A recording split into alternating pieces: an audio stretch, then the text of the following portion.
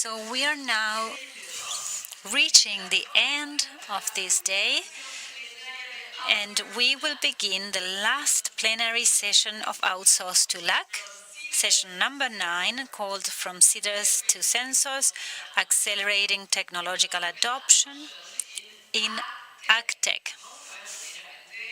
Let's watch the video first.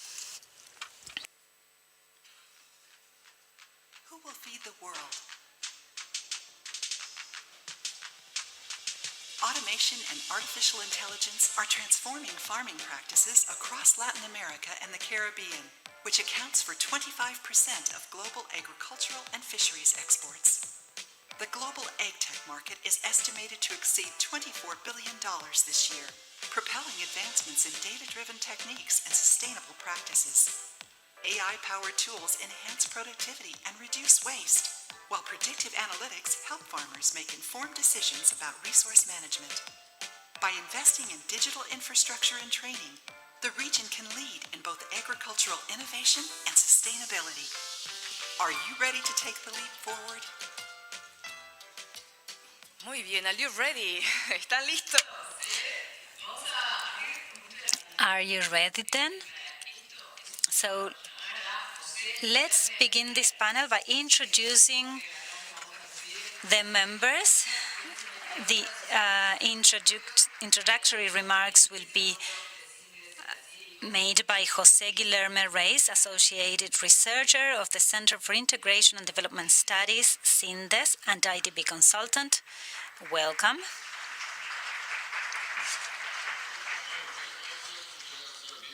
Thank you very much. Thank you to the IDB for inviting me, and Fabrizio Operti and the whole team of the Integration and Trade sector. And also to the government of Argentina for inviting us to this fantastic city that is Buenos Aires. Our panel is marvelous.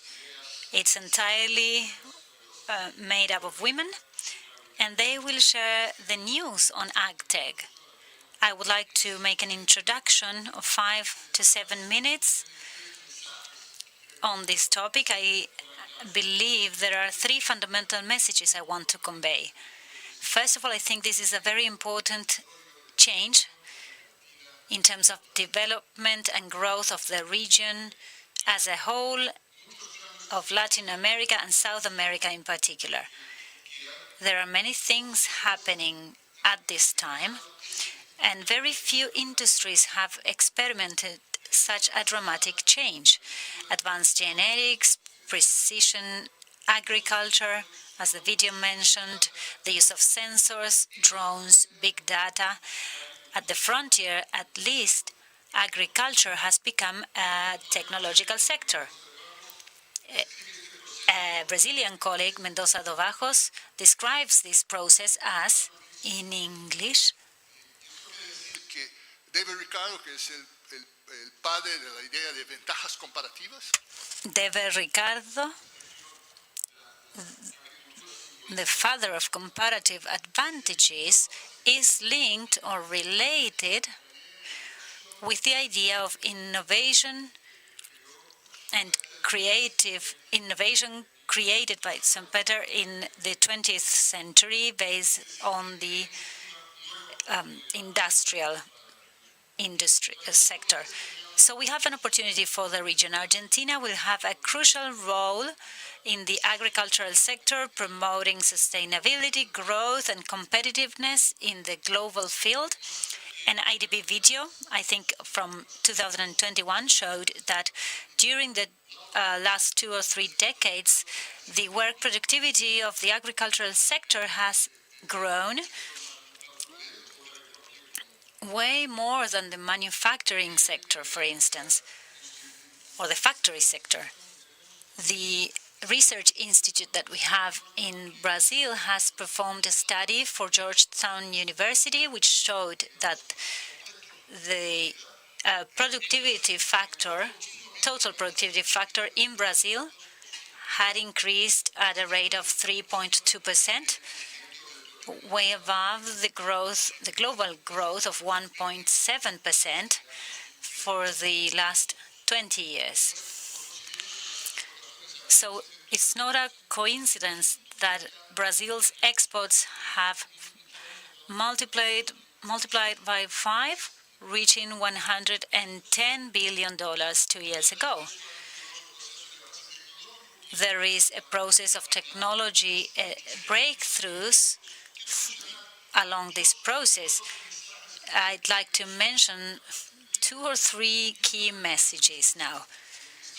Firstly, a lot of what we are seeing derives from the capacity and ingenuity of the private sector, and it also relies on public policies.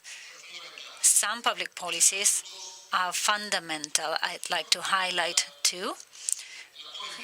One is connectivity in the farming sectors in a large country like Brazil or Argentina or Mexico and others. I believe access to internet is as important as having proper logistics. And also it is very important also the role of labs and public-private collaborations is utterly important, as seen in Brazil and Argentina. There are many labs that have played a key role in the development of this industry. And the last message would be that despite all these achievements, there are still challenges ahead, old challenges and new challenges. The old ones, diversification of markets and products, capture of the value chain, phytosanitary regulations, and the new ones are associated with the sustainability policies and the direct and indirect impact of climate change. In terms of climate change and the effects in temperature and regularity of rains are very relevant to assess the different scenarios of the agribusiness.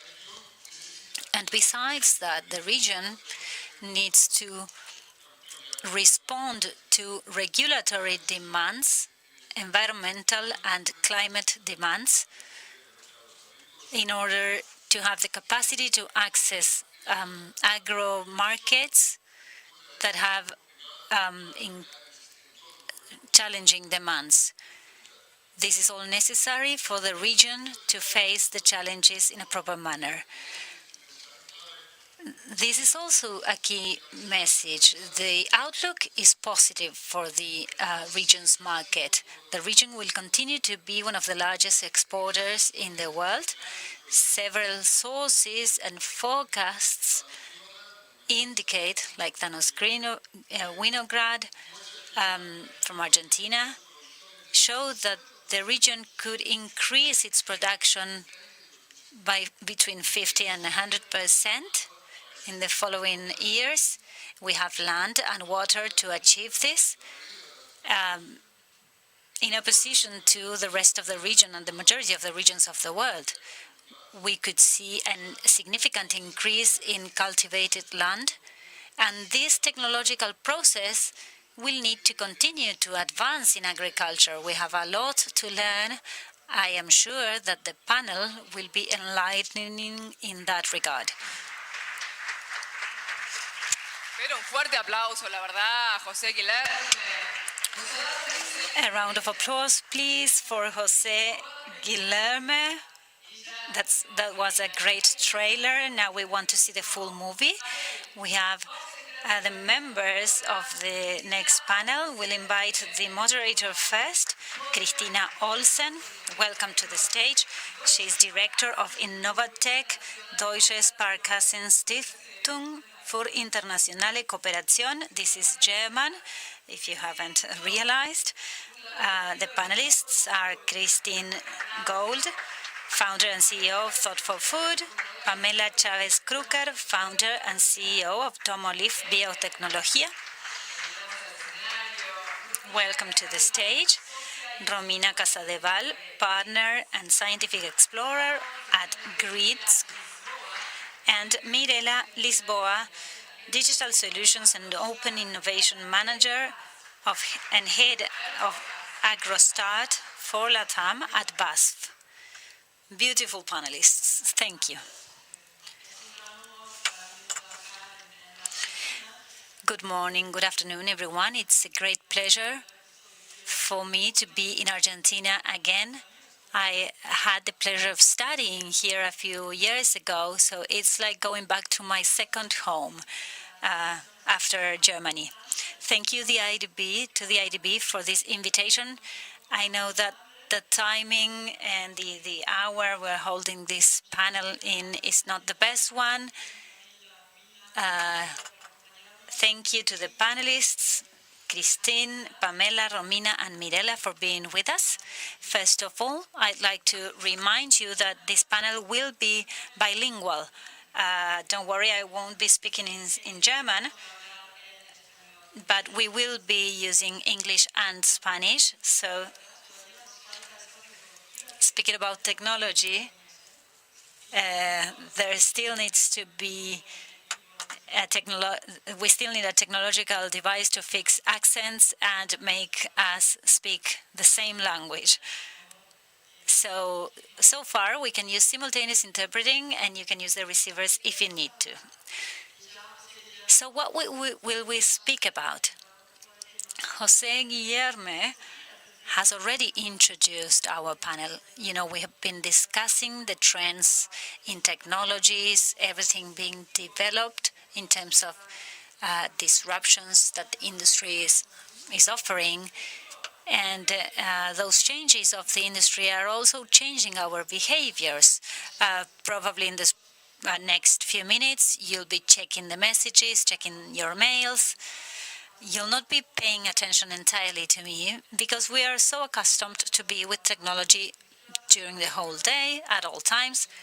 Probably you checked your cell phone before you woke up from bed. And maybe the last thing you did yesterday was send a message. And if you were tired, maybe you requested a GPT to do your homework. How many of you have done that? Tell me the truth. Okay, so let's see. Do you think that the farming areas of Latin America portray the same reality? Do you think that a small farming producer, a small farmer, asks GPT if he can do his job? Probably not. Does he know of GPT? And does he know it is AI?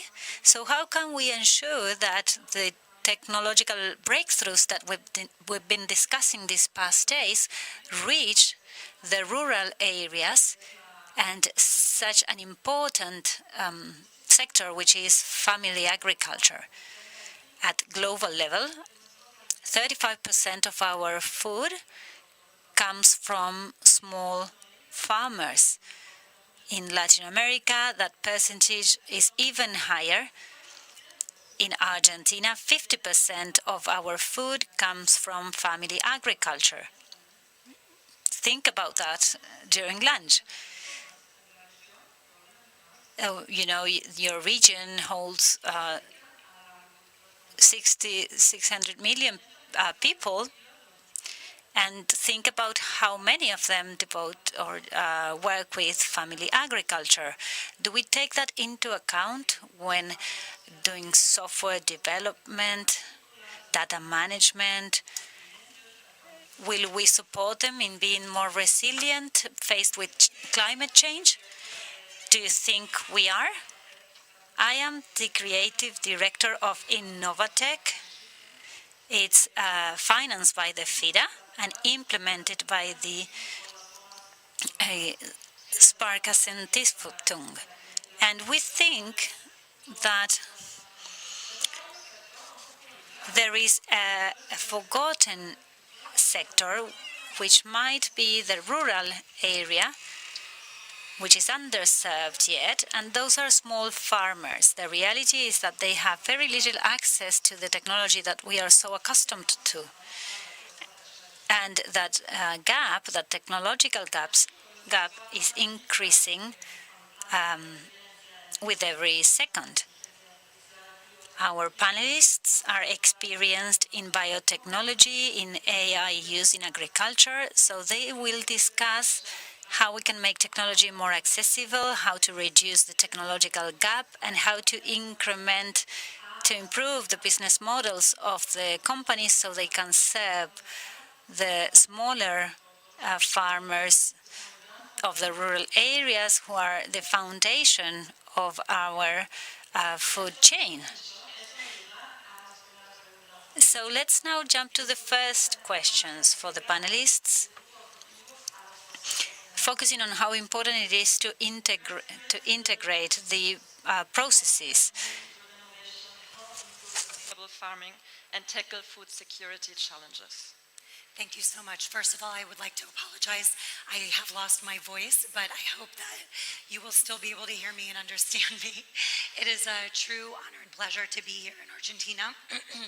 I've spent the past few days visiting actually farmers and startups here in Buenos Aires and in Rosario, and have been deeply impressed with the leadership that is, really being developed here and has the potential to actually be exported regionally and globally. I really believe that, we are going to see the future of farming come from currently under-ventured markets that represent high growth potential.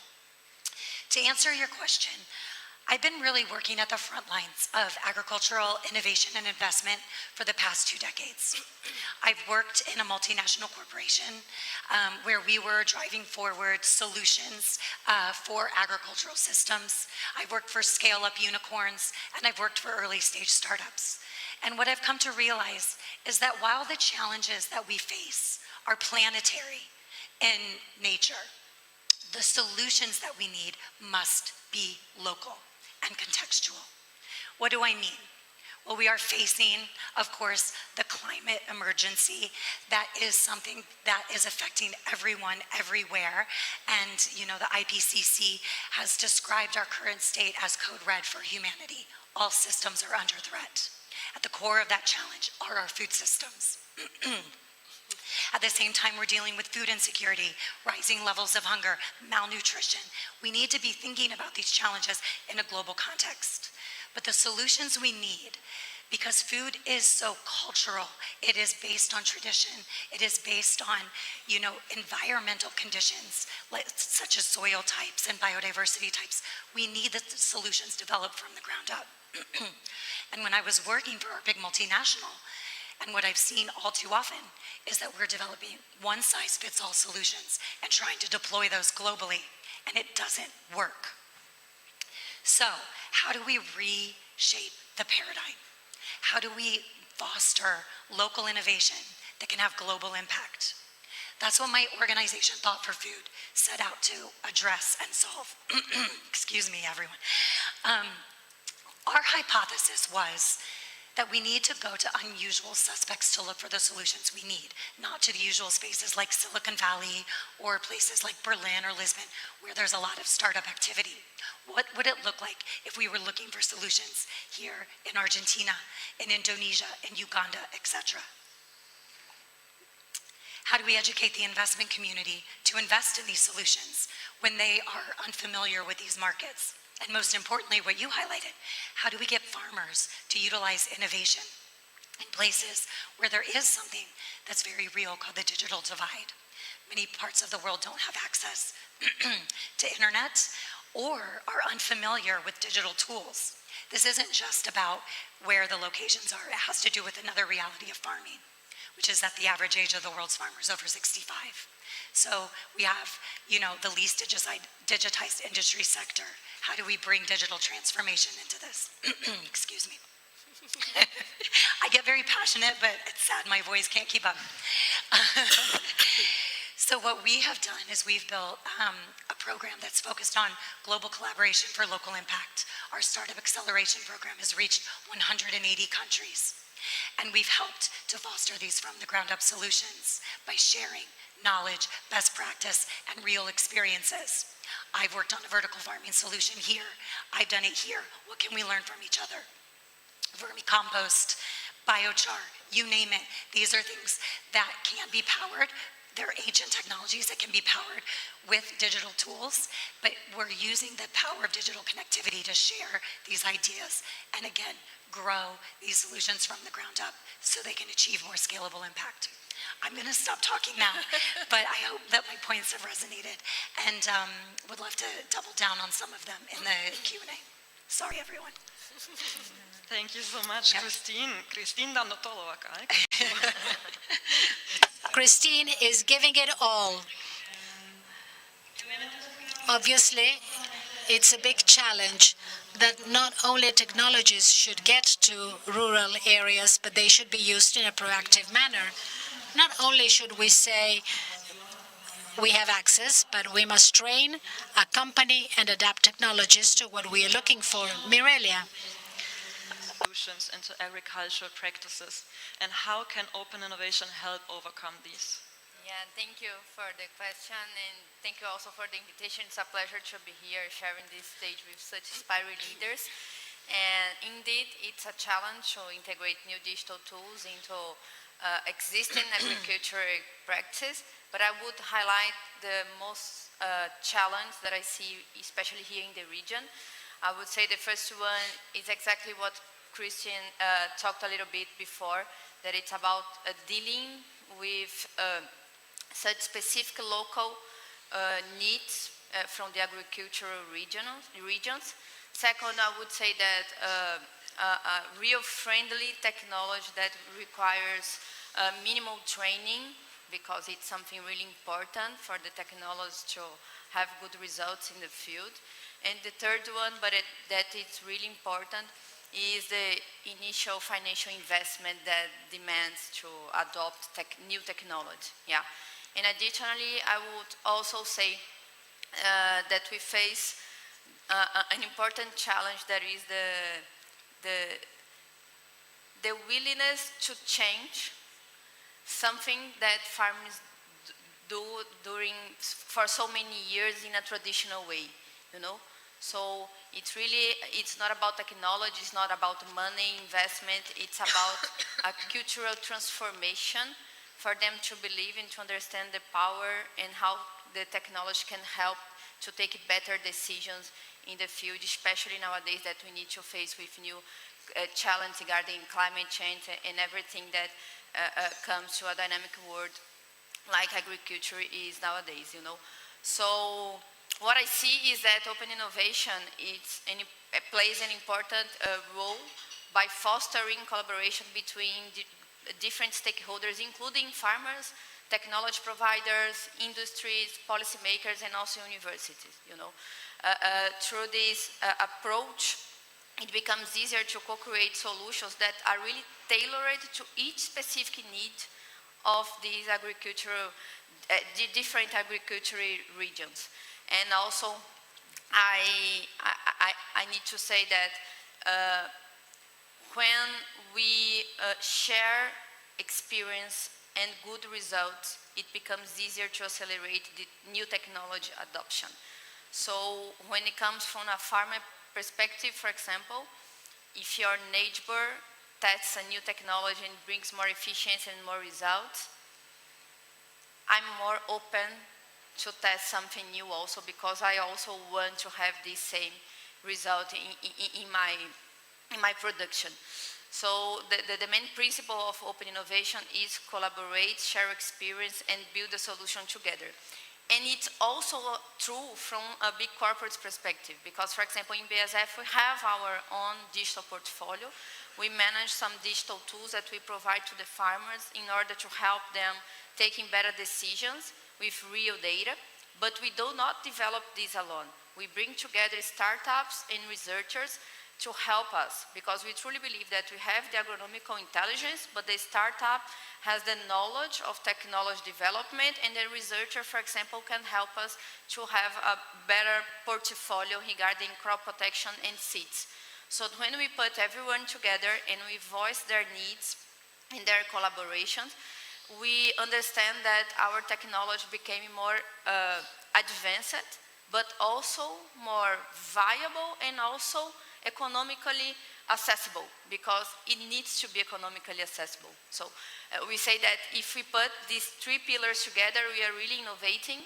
Otherwise, we would be just inventing something that doesn't solve any real problem of the society and doesn't bring any financial result for the company. So it's not about innovate.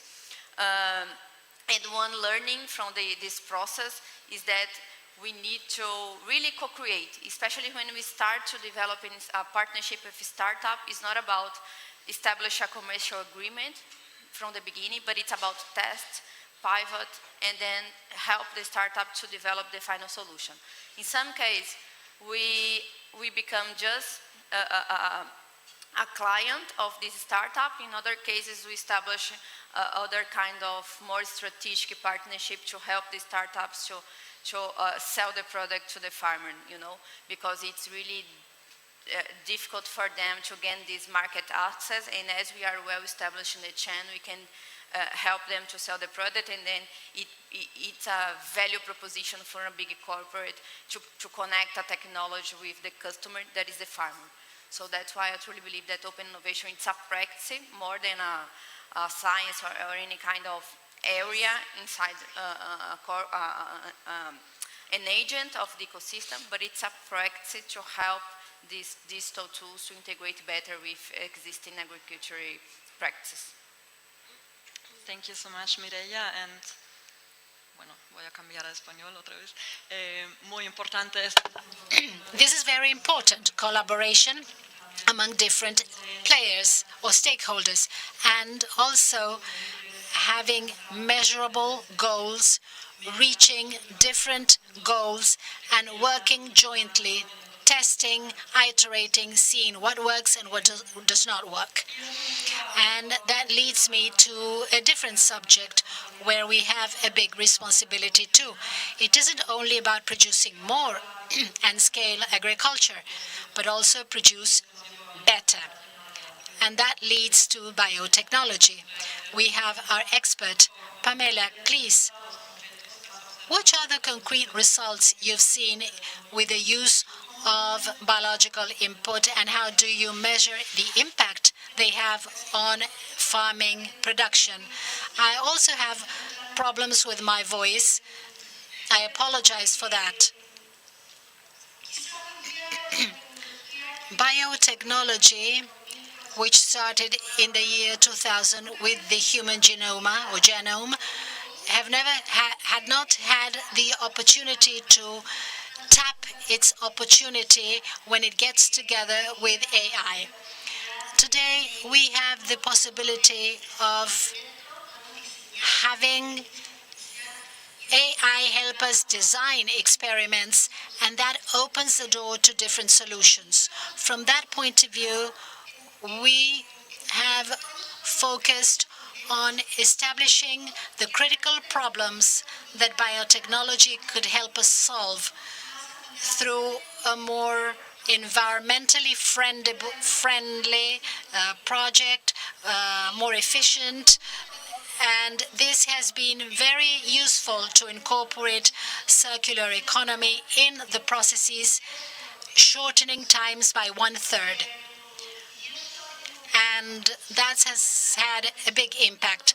One of the examples I can give is a client in the south of Chile, processing the shells of sea bivalves, and the Chilean industry is very large in the south, and there's a huge amount of organic waste of these shells in the south of Chile, which limits the growth of the industry. They are processing all this. They took a year to process by softening the shells, grinding it, and they created a limestone, a special kind of limestone, which is organic, and it's used in agriculture. And all this can be achieved through bacteria activity. So from 1 year, we have shortened that period to 3 months. We have reduced the process. That means that the industry can increase its production by 3 times or threefold, and the end product can also carry microorganisms that are beneficial for the cultivation, for the crops. So if you take a look at all the aspects of circular economy, that's amazing. And preparing microorganisms for any process with the tools that we have is very simple, very fast, and with quite a reasonable investment. So that's our main focus currently. Thank you. That's very interesting. I hope you've been surprised too. Romina, from your point of view, what's the impact of AI progress and data analysis in the development of agricultural bio-inputs, and what's the challenges faced with the integration of these technologies, and how can these challenges be overcome? Thank you for the invitation and for the question. This panel is very interesting, and especially dealing with a problem which is common to all the problems affecting the farming sector. We do have to deal with sustainability.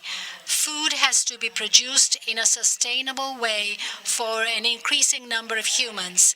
And the fact is that we have tools that already have been developed, and they can be potentiated in a way which was unthought of before. Never before has it been easier to access massive biological data. Today we can sequence species, we can study their probiomas, we can study their intracellular signals, we can fully and deeply understand the biological processes, the molecules behind, and what we can use from them. And what we can use from them, and at a different level related to the fact that these products can be effective, can be cost-effective, something which is fundamental for these solutions to scale and to be massively adopted. We have a huge road ahead. The modeling of the biological processes and how complex they are can improve a lot so that we can produce a bio-input that will be tolerant to different conditions, and we can use them for large and small productions. We've been used to chemical products, and now we can use biological products, and we're only just beginning, and that will bring about a huge transformation. Thank you. And we have already talked about challenges lying ahead. And Pamela, given the challenges that small producers face in Latin America and the Caribbean, what strategies do you have to guarantee your solutions to be affordable and accessible, and how can your products help reduce the environmental footprint in the region? It's fundamental for us to be sustainable and help the industry to be sustainable. Our processes cannot be worse, of course, or cannot be bad or negative. We've had to innovate the way in which we build our biotechnology, the way in which we fermented traditionally different microorganisms to be used in industrial processes later, had a high cost, have a high cost in many cases, and in order for us to get to something more massive, we couldn't use those processes. Our innovation mainly was based on strengthening technology so as to have large amounts of biomass. We produce hundreds of tons of microorganisms to be used in these scalable processes at a very low cost. And that has been the main innovation which has allowed us to be very competitive today in the market. When we compete with other products, we compete with water, with chemicals, so we can't be much more expensive. That is the main focus we've had, and we've been quite successful to have a competitive product at the end of the day. Thank you. And costs, of course, is one of the most important ones when we talk about family agriculture, small producers. We need to design products that are affordable from the cost perspective, because we won't convince them to use sustainable organic products if that is not transferred to a reduction in expenses or a direct economic benefit for them. That is something that we must take into account when we work in the rural areas of Latin America. Mireia has also touched on an important issue, which is strategic alliances. We have the responsibility of including small farmers and family agriculture with all the challenges that we are facing. This can only be achieved by means of alliances, cooperation between the public and private sectors. We need to bring to the table all of the stakeholders. Christine. Agtech innovations are successfully adopted in emerging economies. Yeah. So first of all, I just want to say how exciting and encouraging it is to hear the points that have been made, because they're really hitting the nail on the head of what the future of this sector will look like. First of all, I do have a controversial viewpoint, which is I think the era of blockbuster solutions is over. The industry has, as we talked about, built an industrial model for agriculture with this one-size-fits-all approach. I develop an active ingredient, a chemical, pesticide, a biotechnological solution, and deploy it globally.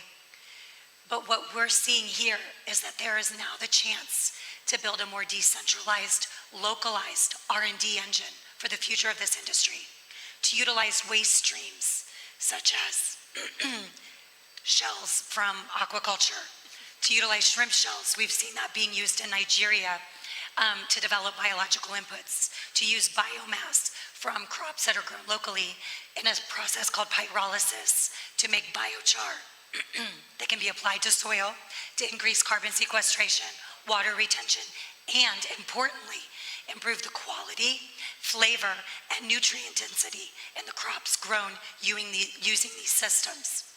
So, to your point about how to make these cost effective, one is when you are utilizing local waste streams and you're building local solutions, there is the chance to reduce the costs because these are things that are available in your community, in your locality.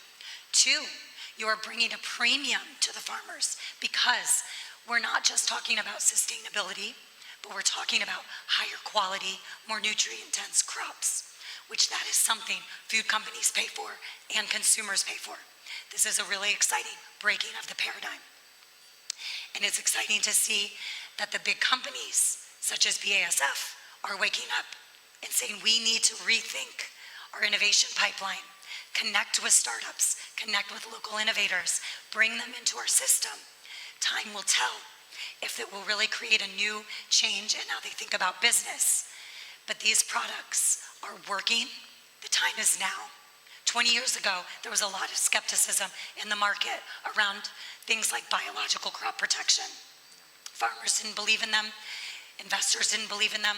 They were considered snake oil. Now we're getting the data to show they work and the innovation can come from the local players. So this is why we really need to step up as investors, as corporate leaders, and as innovators to, again, rethink the mold of how we're going to bring forward these solutions and make them cost-effective and affordable, which they are. And like I said, they can deliver economic benefits in the form of premiums if we look beyond just the sustainability narrative, which is very important, but to actually this broader value proposition that can be unlocked, because we are now creating higher quality crops that consumers need if we are to solve malnutrition and some of the other global challenges we need to solve. Sorry, honking through. I apologize. Oh, man. Muchas gracias, Christine. Thank you very much, Christine. I think we understand you nonetheless. That's a very important aspect, very interesting. We need to build new paradigms. Historically, maybe one would think that farmers would not work with technology, would not be open to, but now there is awareness, there is a high demand, and we have the responsibility of making technologies available and adapted to the local conditions. Not just bring our solutions that maybe work in Silicon Valley or in large cities, but adapt them to rural areas, limitations, structural limitations, and adapt those business models so they work. We have seen many success cases, and once that happens, that can be replicated, people will be mirroring that. In the agricultural sector, and what challenges do you encounter in aligning diverse interests towards common goals? Yeah, it's a big issue. From my perspective, I believe that it requires a strategic and inclusive approach. The first challenge that we encounter is to make sure that all the interests will be covered, because as we have different stakeholders developing some new technology, some innovation together, we need to understand their needs, motivations, and concerns to be there, to be part of this. Another challenge is to determine tangible results, but it's really important to set the KPIs of the project from the beginning, because success doesn't mean the same for everyone. So we try to keep the open communication and also transparency to foster trust and collaboration between every stakeholder in each project. We also try to learn from past experience. So we manage our data and our results in order to take advantage of all this knowledge from the past and try to understand what are the best KPIs for each kind of project, because some of them will bring new revenue for the company, some of them will bring a new solution to our customer, some of them will bring efficiency. But we need to understand what are the main KPIs for everyone to determine the common sense of success. And then I would say the third challenge is to keep adaptable and flexible. And it's also true for the startups, because sometimes when a startup has a developed business model or product, it also becomes a challenge to pivot something, to setting feedbacks from customers and then adjust the route. And we need to understand that for big corporates and for startups, it's really important nowadays due to the dynamic of the world and the changes that are always ongoing. So in essence, I believe that we need to define a common sense for every stakeholder being part of this alliance. We also need to determine the result, the KPIs to measure success, and we need to remain adaptable and flexible during the project development, being open to make some change and to pivot the product according to our customer feedback. So it's really important to also have the customer connected with the new development from the beginning and trying to understand what are the main needs and pain points in order to have this technology really connected with the real life, So I would say these challenges are always true.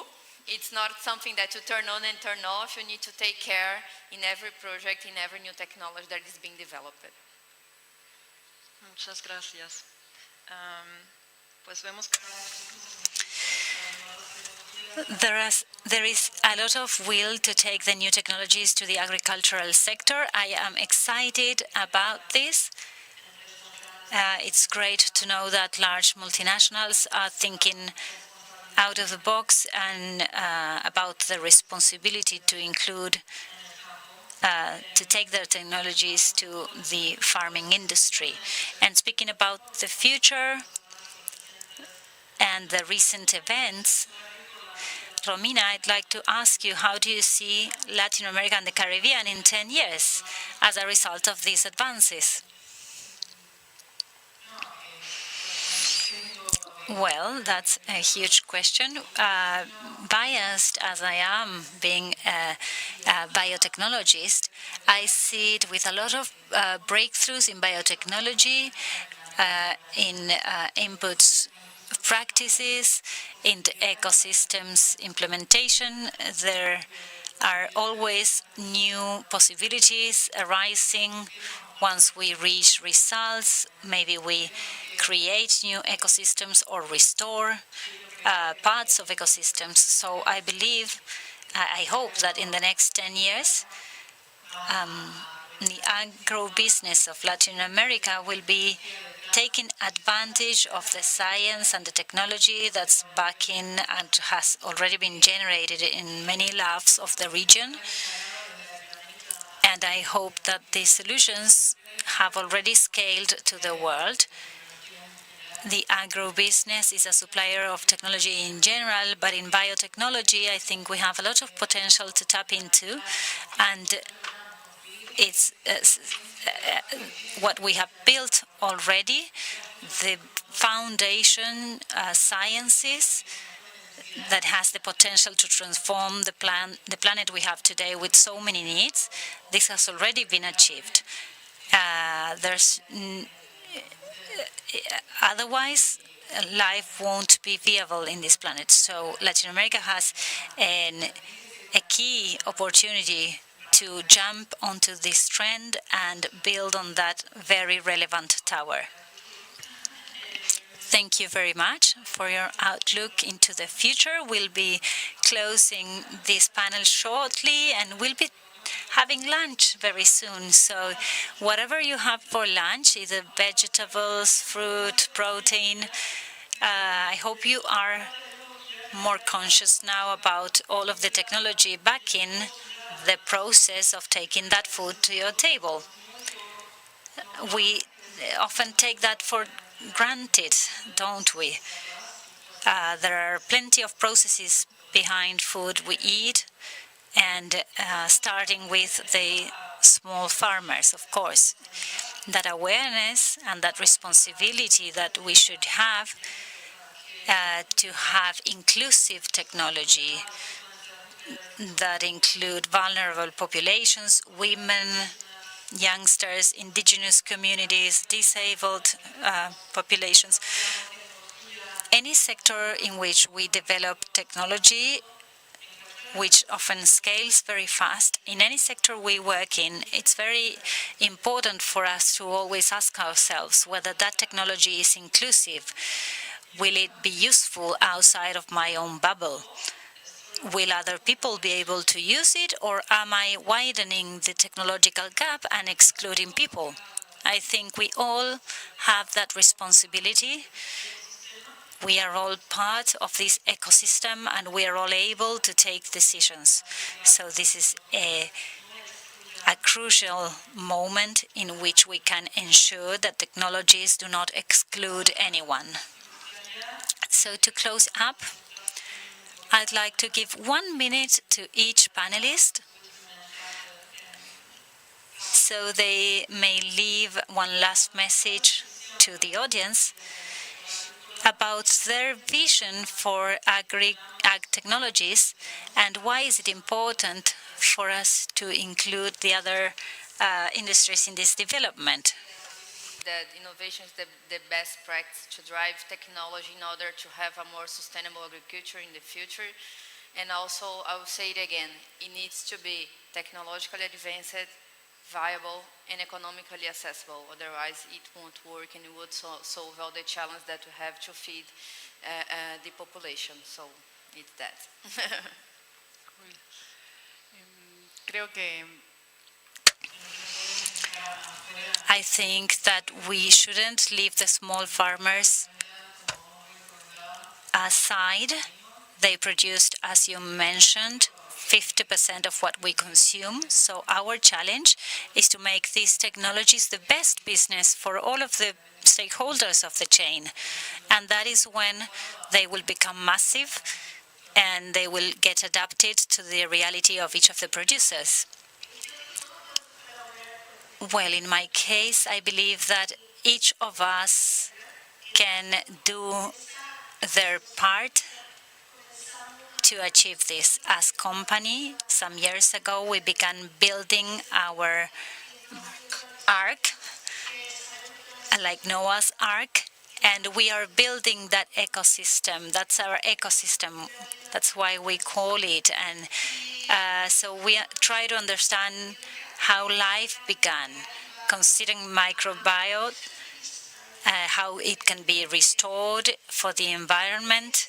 And from that view and niche, I believe we can collaborate with our knowledge to build a better planet. We can all do something, definitely. Last week I was in Canada. Tomorrow I'm heading to Saudi Arabia. I get the pleasure of seeing really all of the opportunities that our food systems present for innovation. But I want to say, what I see here in Latin America is the chance to be a global leader in the future of agriculture and food. I call this the leapfrog opportunity. I'd love to see that it was called leap forward in the introductory video. But leapfrogging is a concept in innovation, which basically means that you can bypass incremental steps and move directly to advanced stages of progress. Here, what I witness through my work through the years and in my most recent trip this week is the fact that there is the talent, there is the ambition, the opportunity, and the vision. So let's lean into that and let's drive forward this inclusive, multispectral version of agriculture that is technology-enabled, localized, and contextualized, and that really centers the needs and realities of farmers, large and small. So that would be my message is let's seize this leapfrog opportunity and make investment and innovation be happening here in Argentina and in Latin America and Caribbean and drive that forward to the world. Thank you very much. Muchas gracias.